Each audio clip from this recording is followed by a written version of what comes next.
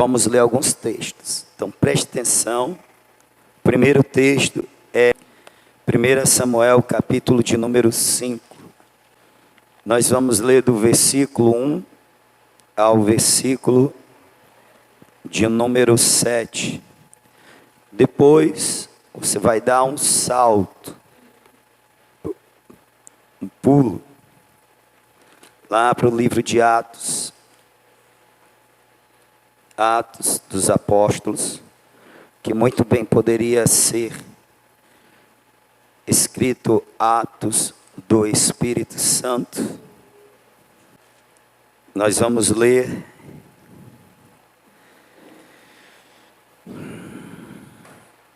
apenas um versículo no livro de Atos, versículo de número 40 do capítulo 8. Quem achou, diga amém. 1 Samuel é o primeiro livro, capítulo 1, versículo 1 diz: depois que os filisteus tomaram a arca de Deus, levaram-na de Ebenezer a Asdod, diga Asdod. Então os filisteus carregaram a arca de Deus e a introduziram na casa de Dagom e a puseram junto a Dagom. Levantando-se, porém, de madrugada os de Asdod, no dia seguinte, lá estava Dagom, caído com o rosto em terra, diante da arca do Senhor. Tomaram a Dagom e tornaram a pô-lo em seu lugar. Mas, levantando-se de madrugada, no dia seguinte, Dagom estava caído com o rosto em terra diante da arca do... A cabeça de Dagom e ambas as suas mãos estavam cortadas sobre o limiar. Somente o corpo ficara a Dagom, pelo que nem os sacerdotes de Dagom, nem nenhum de todos os que entram na casa de Dagom, pisam o limiar de Dagom em Asdod até o dia de hoje. Porém, a mão do Senhor se agravou sobre os de Asdod e os assolou e os feriu com tumores, e Asdod e ao seu território. Vendo os homens de Asdod que assim era, disseram: não fique conosco a arca do Deus de Israel, porque a sua mão é dura sobre nós e sobre Dagom, nosso Deus. Versículo de número 40, do capítulo 8, do livro de Atos, diz: Filipe se achou em Azoto e, indo passando, anunciava o evangelho em todas as cidades, até que chegou a Cesareia. Amém? Deixa eu tentar ser breve, para nós orarmos. Eu estava sentindo muito forte a presença do Senhor na hora dos louvores. Eu espero que o Espírito Santo lhe traga esse quebrantamento à igreja.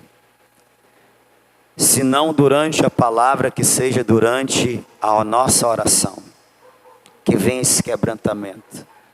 E o Espírito Santo me falou coisas que são minhas, e agora eu sei que são minhas e dele também.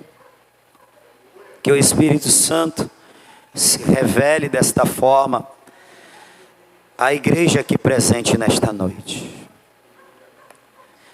A verdade é que eu quero, antes de falar o que tem a ver o texto de 1 Samuel, capítulo 5, do versículo 1 ao versículo 7, com o texto de Atos dos Apóstolos, capítulo 8, versículo 40, eu quero dar uma passada aqui pelo o capítulo 8 de Atos. Deixar para o final esta revelação.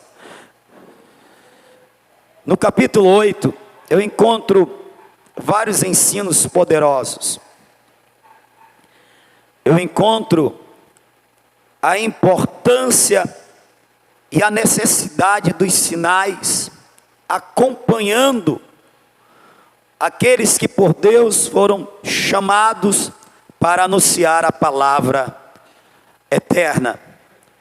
No versículo de número 4 diz, mas, no capítulo 8 de Atos, mas os que andavam dispersos, iam por toda parte, anunciando a palavra. Descendo Filipe, a cidade de Samaria, pregava-lhes a Cristo. As multidões, unanimemente, prestavam atenção ao que Filipe dizia, porque ouviam e viam os sinais que ele fazia. Os espíritos imundos saíam de muitos que os tinham clamado em alta voz. E muitos paralíticos e coxos eram curados. Preste atenção no versículo de número 8. Havia grande alegria naquela cidade. Aleluia.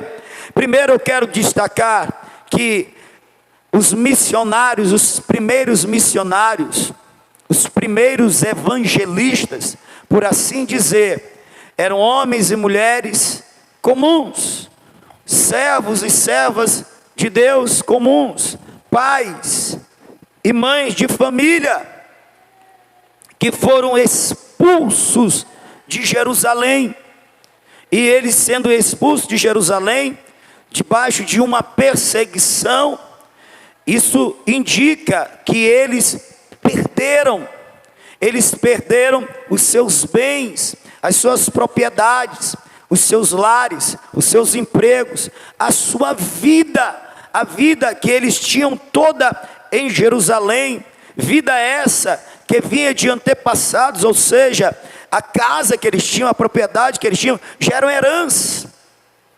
Então eles tinham uma vida, eles nasceram, eles foram criados, eles tinham uma vida em Jerusalém, e de repente, eles perderam tudo por causa da sua fé no Cristo Jesus. E o que eles fazem? Quando expelidos, expulsos, enxotados como se enxota cachorro, eles, por onde eles passavam, eles testificavam, eles anunciavam a Cristo, o mesmo Cristo por quem eles estavam perdendo tudo, agora eles estavam anunciando: Jesus é o Filho de Deus, Jesus é o Messias, Jesus é o Salvador, Jesus salvou a minha alma e Ele quer salvar a tua também. Eram pregadores comuns. E por que eu estou falando isso agora? Porque há pessoas que pensam que para testemunhar de Jesus tem que fazer uma universidade, tem que fazer uma faculdade teológica, tem que ter um dom pastoral, tem que ter uma consagração ministerial para poder começar a falar. Não, irmão, não, para testemunhar de Jesus, basta ser testemunha. Para falar de Jesus, basta ter Jesus na vida, aleluia, para falar das bênçãos, das maravilhas, da salvação que há em Cristo, basta ser o salvo. Não precisa ter uma faculdade de teologia para você ser um pregador do Evangelho. É lógico, quem tem um chamado vai se aperfeiçoar nele, vai investir nele, para adquirir mais conhecimento, ser mais abrangente a sua mensagem, alcançar outros públicos. Mas quer saber de uma coisa? Para pregar e ver o Espírito Santo operar, basta ter Jesus na vida, basta ser cheio do Espírito Santo e falar do amor de Deus. Eu lembro de um testemunho. Giovanni é o nome dele. Ele estava desviado. Ele estava num bar, tomando umas, na mesa do bar, tomando umas. Passou um irmão Galdino, hoje é pastor Galdino, na época era o irmão Galdino, crente, aleluia. Irmão, esse varão, ele não tinha, eu não sei hoje, mas no tempo que fui pastor dele, ele não tinha uma mensagem eloquente, uma mensagem profunda. Para você ter uma ideia, ele mal pregava nos cultos, não é verdade, irmãos? Ele pregava mais nos cultos campais, mas ele era um ganhador de almas. Ele ia passando com aquela biblinha dele aqui, olhou para o Giovanni que estava sentado à mesa, virou para ele, apontou o dedo para ele e disse: Jesus te ama, e foi embora.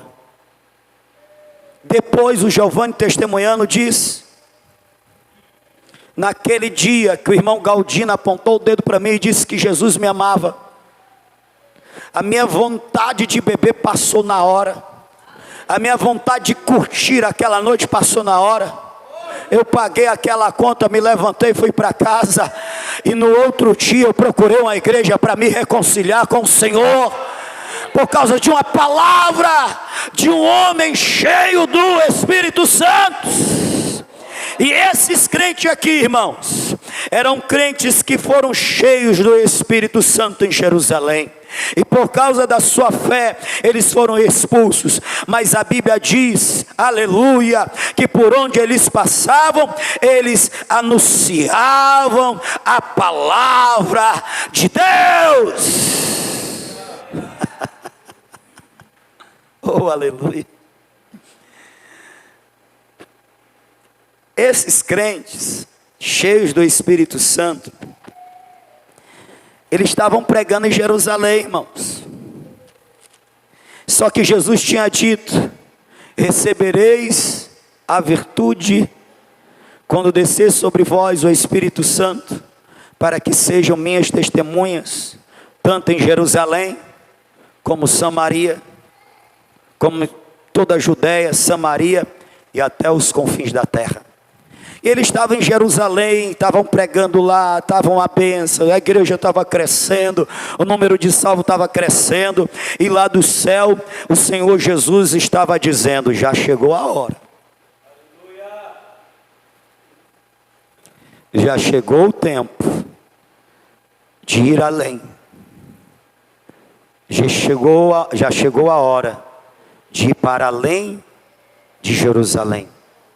Já chegou a hora de deixar Jerusalém e ir para outros cantos da Judéia, Samaria e até os confins da terra. Porque para isso eu os enchi com o meu Espírito. Você imagina o que aconteceu na cabeça daqueles irmãos? Pelo menos a tentativa de Satanás para desmotivar aqueles irmãos. Está vendo? Depois que vocês aceitaram a Jesus, olha o que aconteceu. Vocês perderam emprego, vocês perderam casa, vocês perderam família, vocês perderam tudo, perderam a vida de vocês. Vai continuar com Jesus. E aqueles crentes, aleluia, eu conjecturo que eles indo pelo caminho e eles ouvindo as vozes, as setas dos demônios de Satanás, eles não davam crédito, pois eles ouviam a voz do Espírito Santo: ser-me-eis minhas testemunhas em Jerusalém, Judeia, Samaria, até os confins da terra. E eles iam anunciando, ao invés de ouvir a voz de Satanás, que entristece, desmotiva, abate, eles ouviam a voz de Deus, e dessa forma eles venciam as adversidades. Primeiro, para ser um ganhador de almas, não precisa ter cursos, precisa ser salvo e cheio do Espírito Santo. Alguém é salvo aqui? Alguém está cheio do Espírito Santo?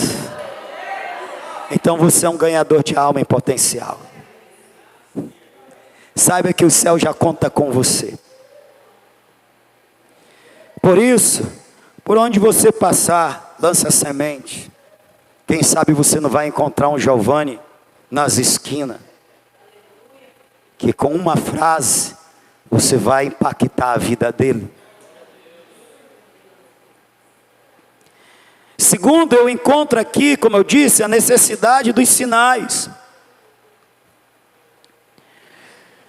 Houve grande sinal em Samaria, e eu acredito que uma das necessidades daqueles sinais em Samaria era porque lá existia um certo Simão, mágico, que enganava a população, o povo, com ilusões, com enganos, mentiras que pareciam ser poder sobrenatural.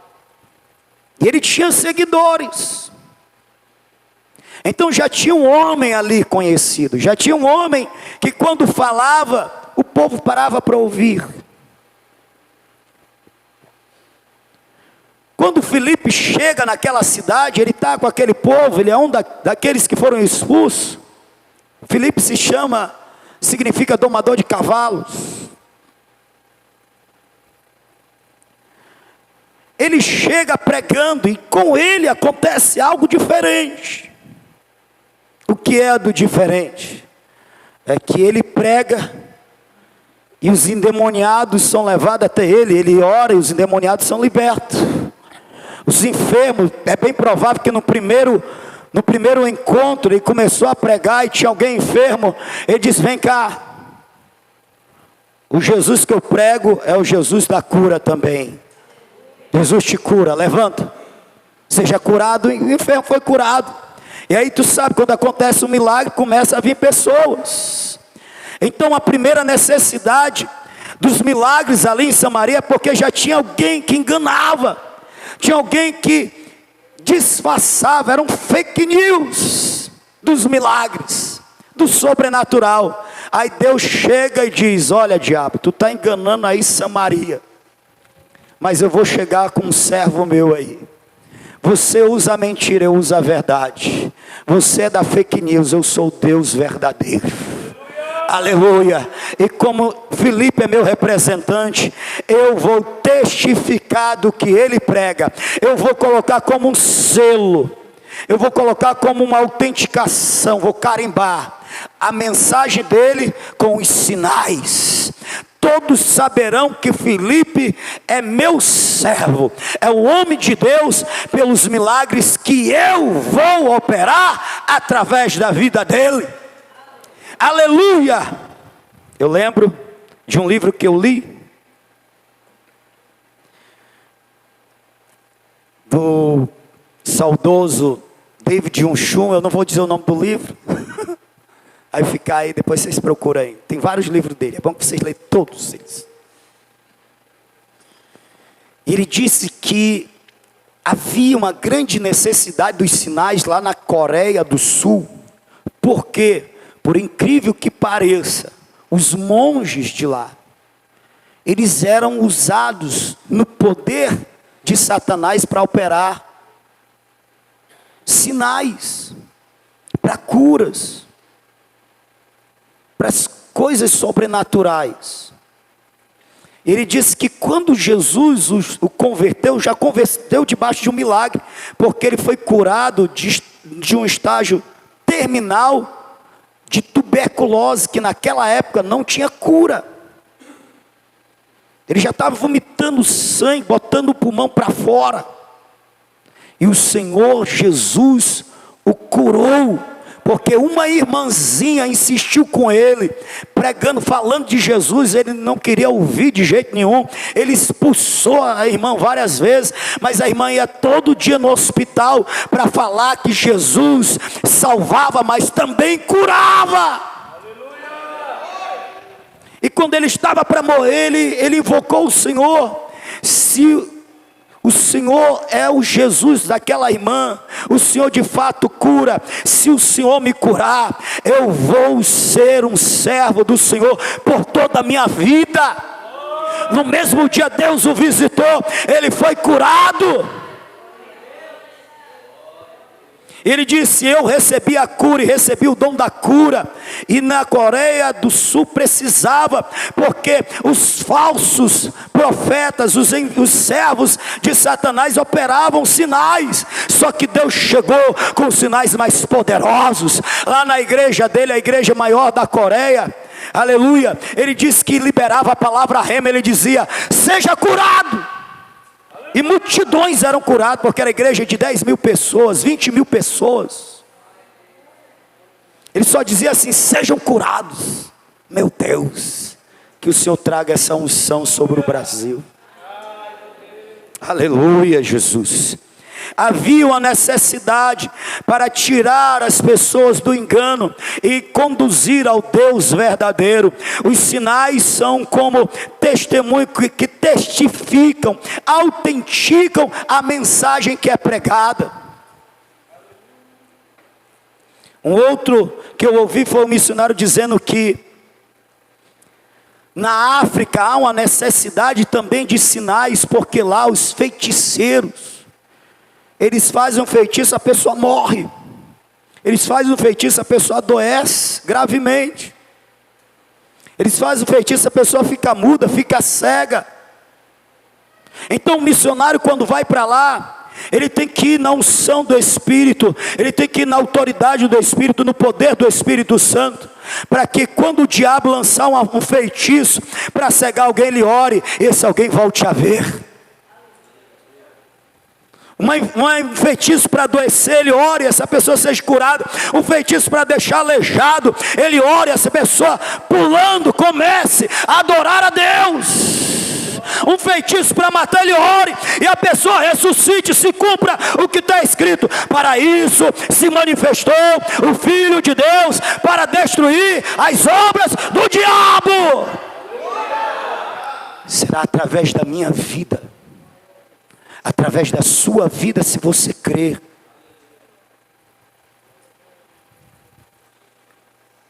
Ou você pensa que aqui no Ceará não há necessidade de virtude de Deus, de sinais? Deixa eu correr. O outro ponto que eu encontro aqui no capítulo 8 é que este Simão, ele fica maravilhado, ele também se converte, ele também é batizado nas águas, em testemunho da sua fé.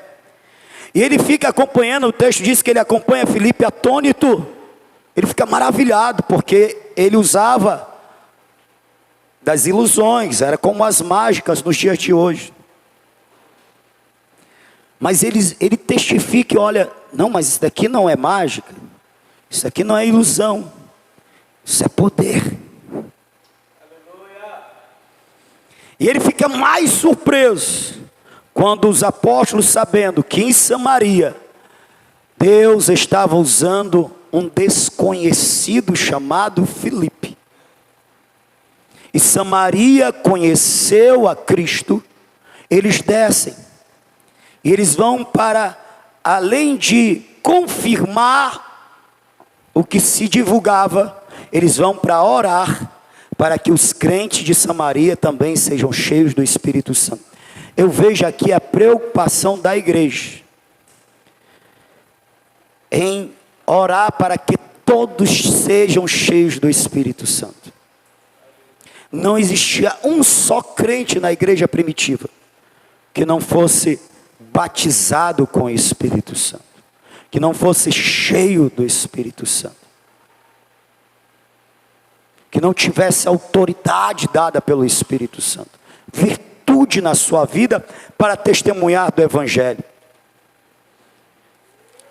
E as Escrituras dizem que quando ele vê, pela imposição de mãos, o Espírito Santo descendo sobre os irmãos, versículo de número 17, ele propõe a Pedro e a João que eles lhe deem essa virtude, e ele pagaria por isso. Versículo de número 18, eu pago, dai-me esse poder, para que aquele sobre quem eu puser as mãos, receba o Espírito Santo. Versículo 19, ele está disposto a pagar um preço. O preço que ele está disposto a pagar é preço de dinheiro, não é preço de oração, não é preço de jejum, não é preço de disposição para ser usado. É um preço que ele vai, pelo menos no entendimento dele, ele vai usar. Ao invés de ser usado, ele quer usar. Sabe o que é que eu aprendo aqui nesse ponto? Que os dons de Deus não se compram. Os dons de Deus se recebem. Os dons de Deus são recebidos por aqueles que querem ser usados por Deus, e não por aqueles que querem usar a Deus. Tem gente que quer usar Deus, o nome, os dons, a virtude, para se promover, para criar um império, para poder ser conhecido, afamado, querido, aceito. Esta pessoa está completamente perdida e enganada.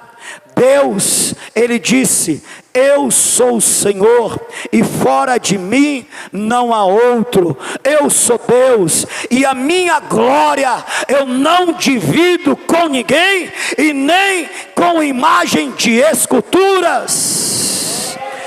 Eu sou o Senhor e não há outro, e a minha glória eu não divido com ninguém.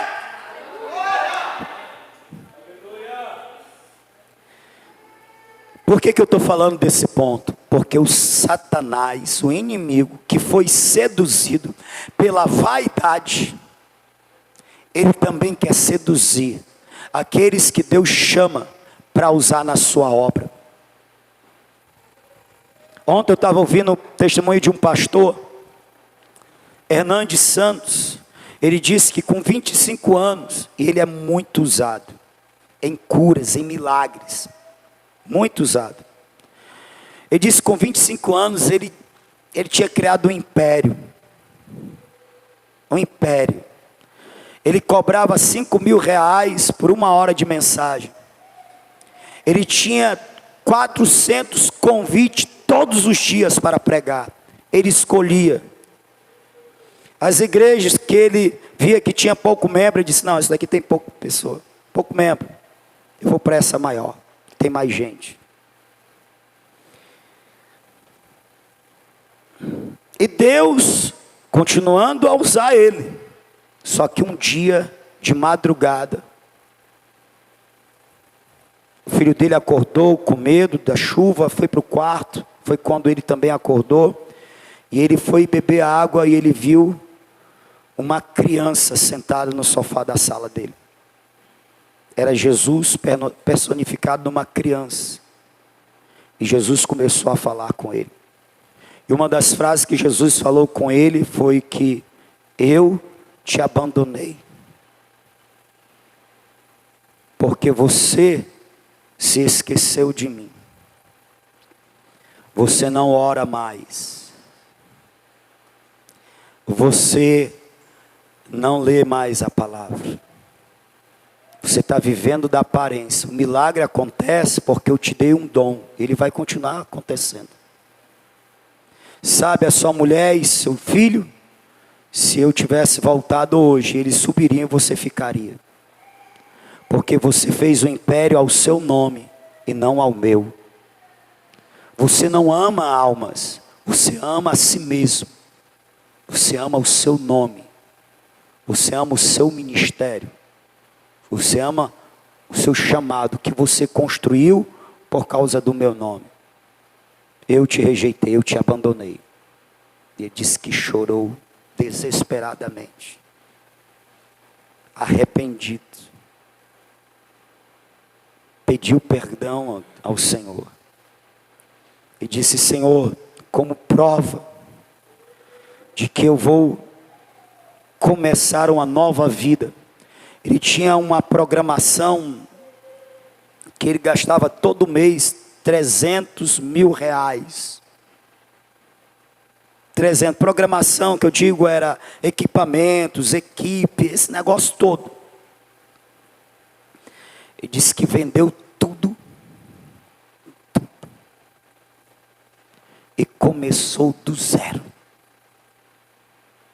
E ao invés de ele agora dizer: você vai me dar 5 mil, ele disse: eu vou, você paga a passagem e você me abençoa conforme Deus tocar no seu coração. E então ele disse que por 3 anos o Senhor ainda ficou em silêncio com ele. 3 anos. Até que o visitou novamente. A glória do Senhor é do Senhor. Aquele que tentou logo no início tomar a glória de Deus, ele foi expelido e anda vagando pela terra e está condenado ao inferno de chamas para sempre. O seu nome é diabo. E todos aqueles que percorreram esse caminho vão se perder também. Sabe que eu me maravilho, aqui eu fico à vontade porque tem povo de casa. É que nesses anos o Senhor tem trabalhado muito isso em mim. Muito, muito, muito. Porque uma coisa, irmãos, é eu saber, eu ouvir que a glória de Deus é dele e a gente tem que dar a glória para ele. Outra coisa é você viver isso. É você resistir à sedução, à tentação. É você, além de compreender, você fazer disso um princípio. Qual é o princípio? Eu sou totalmente dependente dele. Nada acontece na minha vida, no meu ministério, no ministério que ele me deu, se ele não fizer. A mensagem não vai fluir se ele não fizer que flua. Não vai existir mensagem se ele não me der. Ele não vai operar na hora da oração se ele não quiser. Não vai haver nada. Nada eu posso fazer. Aquilo que Jesus disse: sem mim nada podereis fazer. É uma coisa quando você lê, entende o que está sendo dito, mas outra coisa é quando você internaliza isso e você vive. E nesses anos eu tenho aprendido isso. Nada do que aconteceu, do que está acontecendo e do que vai acontecer pode ser, se o Senhor não resolver me agraciar. Isso é graça, é bondade.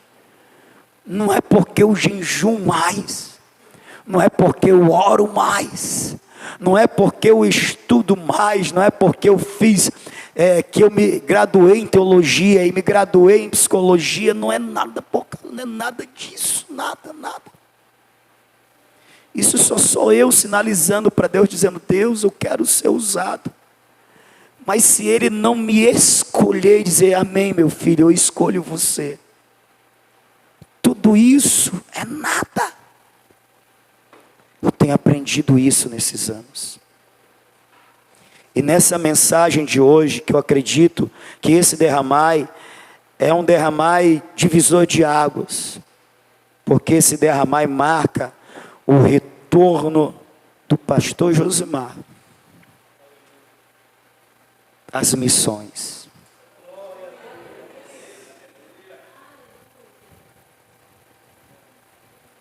E tem que ser um Josimar desse. Esse trabalhado. Que quando, ou se o Senhor quiser operar maravilhas através da minha vida, eu me lembrar. É porque Ele assim tem feito. Eu não sou melhor do que ninguém. Eu sou só mais um que foi mais agraciado, mais favorecido. Eu quero dizer algo muito importante para o ministério de louvor, para os irmãos da intercessão, as irmãs da intercessão, o povo que vai ser usado lá em Crateús, em Gá. Vocês vão se deparar com um povo simples, que não tem profundidade, porque os pregadores que para lá vão, não vão com essa preocupação. É um povo simples, da roça. Eles vão olhar para nós e vão ficar maravilhados da forma que Deus vai nos usar. Aleluia! Nós vamos ser inspiração para eles. Ainda nem aconteceu, mas eu já estou profetizando que depois da nossa passada por lá, eles vão se lembrar de nós e vão, nas suas orações, vão dizer: Senhor, eu quero ser usado como aquele jovem. Eu quero ser usado como aquele pastor. Senhor, eu quero profetizar como aquela irmã que profetizou na minha vida. Eu quero pregar como aquele irmão, aquela irmã que pregou naquele dia. O Senhor vai começar a nos usar para ser referência, para ser fonte de inspiração. Pega isso, porque é profético. Juntamente com isso, Satanás, mesmo sabendo que você sabe, ele vai chegar para tentar te seduzir. Mas lembra dessa mensagem de hoje. Você vai ser só mais um que Deus resolveu agraciar e usar nesta terra. É só isso, é bondade, é graça, é bondade, é graça de Deus que te escolheu para te usar, para te fazer referência, para te fazer fonte de inspiração por onde Ele vai nos levar. Amasenebion do Comadagai. Eu tenho mais 2 pontos para encerrar. O terceiro ponto, sabe qual é? É que o Filipe, anônimo, agora conhecidíssimo, Filipe foi o primeiro evangelista em Samaria, cheio do Espírito Santo.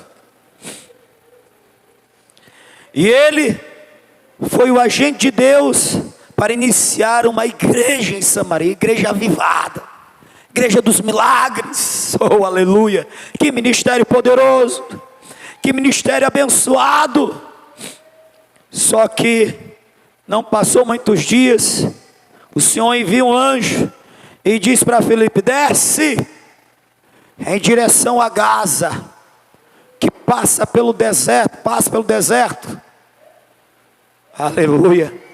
E Filipe deixou a igreja cheia de novo convertido, cheinho, transbordando de alegria e desejo de trabalhar para Jesus, uma igreja de milagres, de poder, e foi numa direção que ele não sabia o que ia acontecer. Ele só foi. E no caminho ele vê uma carruagem e o Espírito Santo diz: se aproxima dela.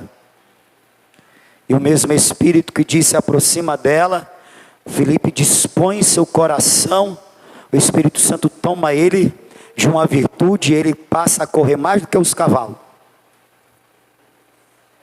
e alcança a carruagem. Eu já preguei isso aqui, mas você imagina comigo a cena.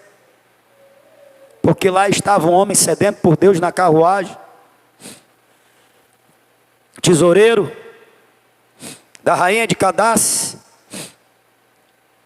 Ele estava lendo, era um homem sedento por Deus, ele estava lendo o livro do profeta Isaías. Era um homem que queria Deus, mas ele foi a Jerusalém, ele não encontrou Deus em Jerusalém, porque ele foi segundo os ritos da lei, buscar a Deus através da lei. Só que a lei não salva, a lei é só um apoio, até que venha aquele que é o excelente, que é o Salvador, chamado Jesus. Ele vai através da lei, ele não encontra, ele está voltando para a sua terra, desolado. Mas Deus viu o coração daquele homem e levantou um obreiro cheio do Espírito Santo, fez com que esse obreiro deixasse uma igreja cheinha de crente, para ir atrás dessa alma valiosa no deserto. Você imagina a cena, ele correndo. Você entende o que lê? E nem cansou. Como se não há quem me interprete, ensine? Pois eu sei de quem está falando. Ai, você sabe? Então sobe. Aleluia. Vem cá. Você está disposto? Você está disposto a ir a um lugar parecido como o deserto que fica entre Samaria e Gaza? Você está disposto a ir a lugares onde você nem sabe se vai ou não ser recebido bem? Você está disposto a deixar aqui os cultos, manancial, derramar e bênção? Culto de domingo, povo animado, mesmo a gente dizendo, dá glória a Deus, crente. E você ir lá para Crateús, o pastor disse que já tem uma igreja cheia nos esperando, com 22 crentes. E um povoado com 200 famílias. E aí? Dá para ir com a mesma alegria? Dá para ir com a mesma empolgação? Dá para ir com o mesmo fervor? Dá para ir com a mesma disposição de dar o melhor que nós temos? Foi assim que Felipe fez. Deus está me tirando de uma igreja grande, cheia de crente, para me mandar para um lugar que eu não sei nem para onde é. Opa, peraí, o Espírito Santo está dizendo que é para me aproximar daquela carroça. Peraí, só tem um crente para mim, só tem uma pessoa para me ganhar. Essa igreja que ele vai me dar, uma igreja com crente. Aleluia, louvado seja o nome do Senhor. Eu estou aqui para fazer a tua obra, ó Deus. Eu vou correr atrás dessa alma, eu vou pregar a minha melhor mensagem, eu vou falar com todo o meu amor, porque eu estou a serviço do Rei da Glória, e aonde Ele quiser me levar, eu vou. Você está entendendo isso? Se você não está, deixa eu te esclarecer mais um pouquinho. Talvez lugares como Crateús sejam lugares mais cheios de crente que a gente vai. Talvez o Senhor nos leve a lugar que nem crente tenha. Lembra, irmã Rosângela, qual era a nossa filosofia? Nosso propósito? Nós vamos para lugares onde não tem igreja. Onde não tem igreja, para esses povoados que a gente vai. Está disposto? A palavra é: você está disposto? Você quer ser usado pelo Espírito Santo? Você quer ser cheio do Espírito Santo mesmo? Você quer ter a sua audição sensível à voz dele? Sabe como ela vai ficar sensível? Quando você ouvir ele pela primeira vez te dando uma direção e você dizer: sim, eu vou. A partir desse dia ele vai falar mais vezes com você: meu filho, vá na casa número X. Minha filha, termina aí a louça e vai na casa do João. Qual João? O da rua número Y. Você está me entendendo? Você está disposto mesmo?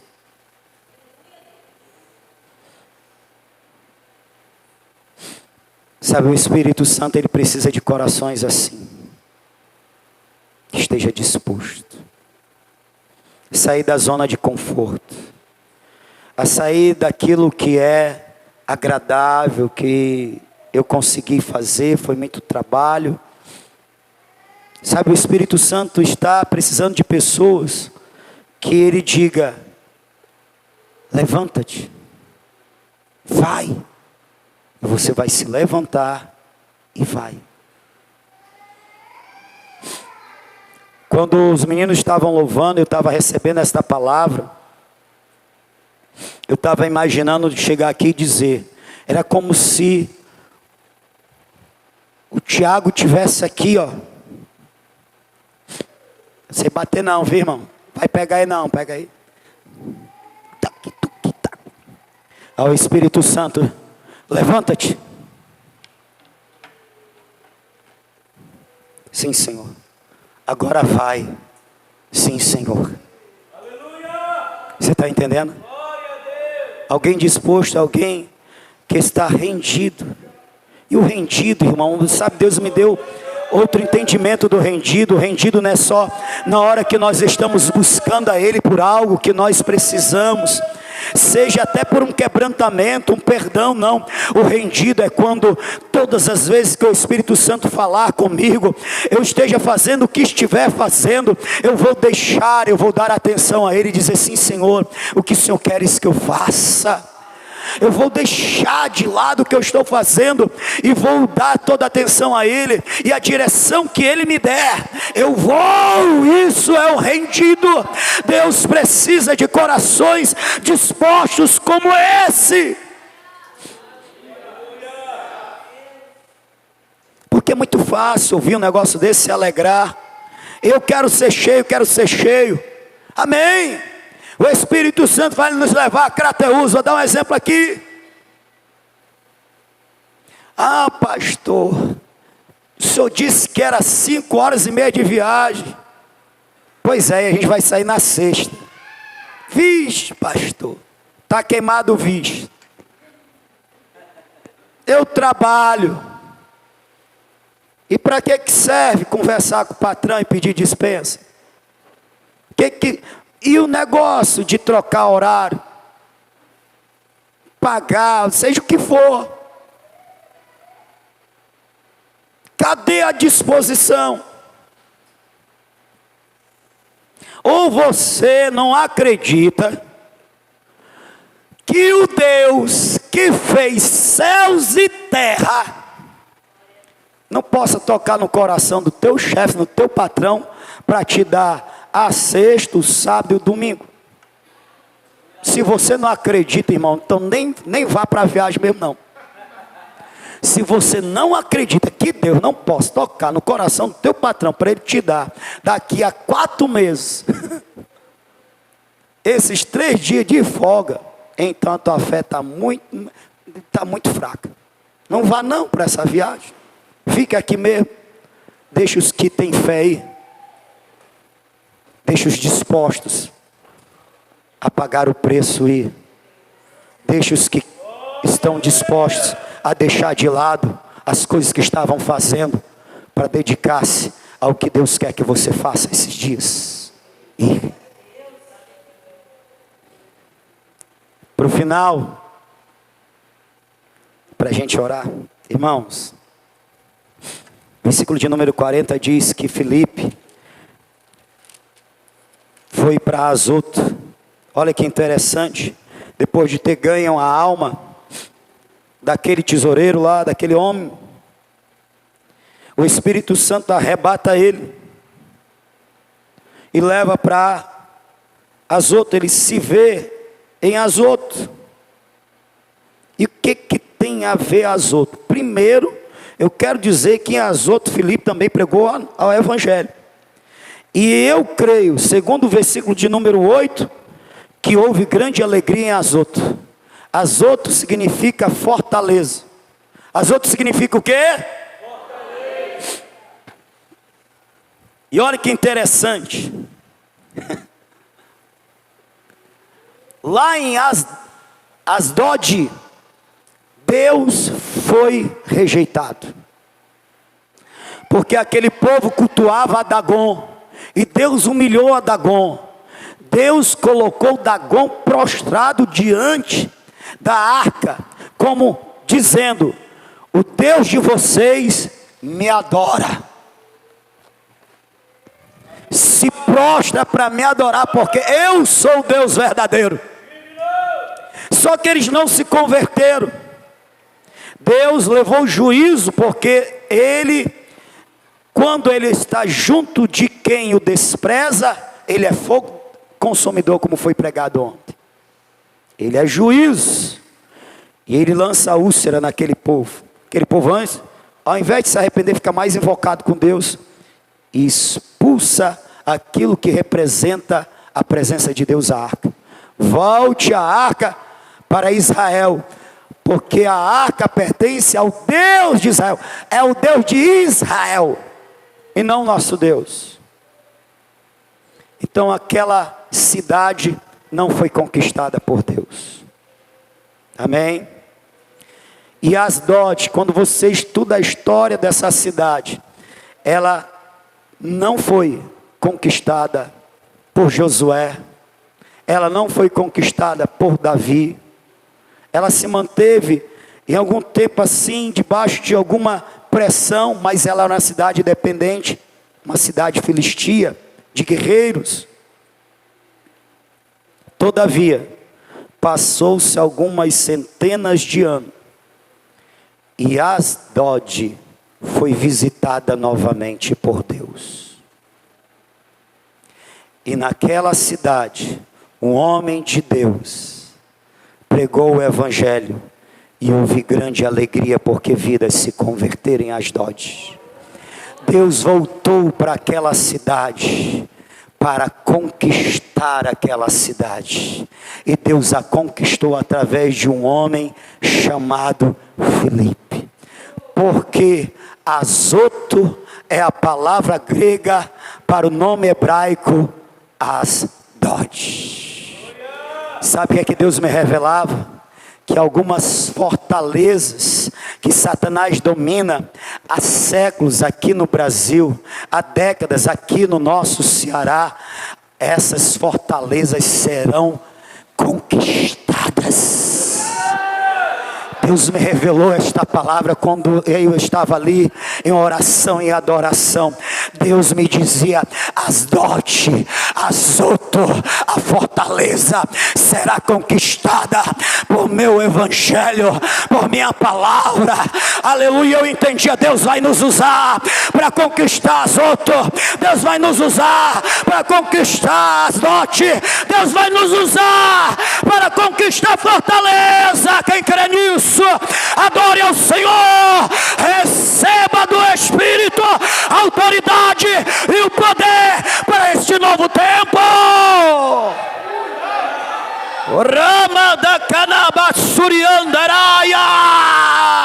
Passou-se os anos, chegou o tempo, o Espírito Santo pegou Filipe. Agora você vai para Azoto.